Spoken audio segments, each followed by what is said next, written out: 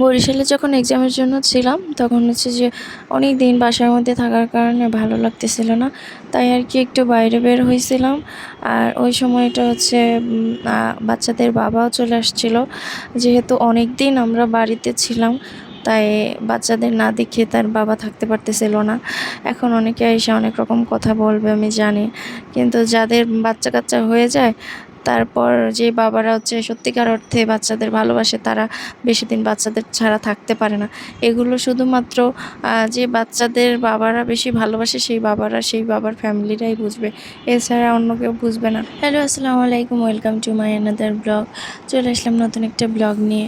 ফার্স্টে মানে শিরোনামটা অনেক বেশি হয়ে গেছে, তাই না? যাই হোক, শোনো, তোমাদের একটা কথা বলি আমি। অনেক সময় দেখবা যে সম্পর্কটা বাচ্চাদের জন্য টিকে যায়, কারণ কি অনেক বাচ্চাদের জন্য হচ্ছে বাবারা এত পরিমাণে পাগল থাকে, যার কারণে বেশিরভাগ সময় মহিলাদের অনেক অনেক অত্যাচার অনেক কিছু পুরুষরা সহ্য করে। আর অনেক সময় হচ্ছে যে মহিলারা যখন বাচ্চাদের প্রতি বেশি আকর্ষণ হয়, বেশি ভালোবাসে, বেশি মায়া জড়ায় যায়, তখন হচ্ছে যে পুরুষের অত্যাচার বেশি মহিলারা সহ্য করে। তো এই দুইটা কারণে হচ্ছে একটা সংসার ভালোভাবে টিকে যায় না। হয় যদি কোনো বাচ্চা হওয়ার পর যদি বাবা মায়ের সন্তানের প্রতি কোনো মায়া না থাকে, তাহলে ওই সংসার বেশি দিন টিকে না। কারণ তখন তারা এমনি চিন্তা করে যে আমাদের নিজেদের শান্তিটা আগে, তারপর বাচ্চা কাচ্চা। বা নিজের শান্তি চিন্তা করলে কখনো বাচ্চা কাচ্চা শান্তি হয় না, যে কোনো একটা স্যাক্রিফাইস করতে হয়। অনেক ফ্যামিলি আছে, দুইটাই আছে, সুখ শান্তি সবই থাকে। সব থাকা সত্ত্বেও হচ্ছে যে কোনো না কোনো অশান্তিকর মানুষগুলা থাকে, যেসব মানুষগুলোর জন্য ফ্যামিলি আসলে শান্তিতে থাকে না। যাই হোক, ওগুলো না বলি, কিন্তু এইটা হচ্ছে মেইন কারণ।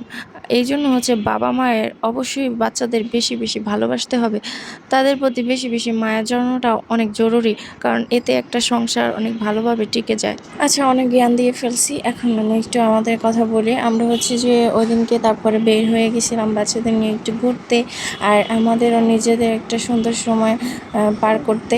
তো বাচ্চাদের নিয়ে এই পার্কটাতে আমি অনেকবার গেছি, আমি অনেকবার এই ভিডিওটা শেয়ার করছি। তারপর আমি এই পার্কটার নাম ঠিক মতো জানি না, জাহানারা পার্ক না কি যেন বলে, একটা বেলস পার্কের পাশে। যাই হোক, এই পার্কটা হচ্ছে যে বাচ্চাদের জন্য অনেক ভালো, সুন্দর সুন্দর জিনিস থাকে, ওরা খেলতে পারে।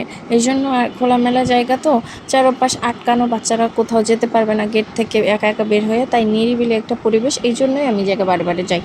তো আমি সুন্দর একটা ড্রেস কিনেছিলাম, আর তাই জন্যই এত ফ্যাশন করতেছিলাম।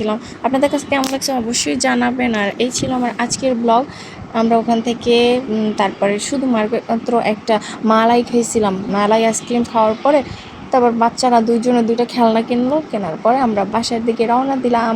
আর বেশ পার্কের পাশের রাস্তাটা এত সুন্দর করে সাজানো ছিল, তাই আমি ভিডিও না করে আর পারলাম না। সো ইয়া, এই ছিল আমার আজকের ব্লগ।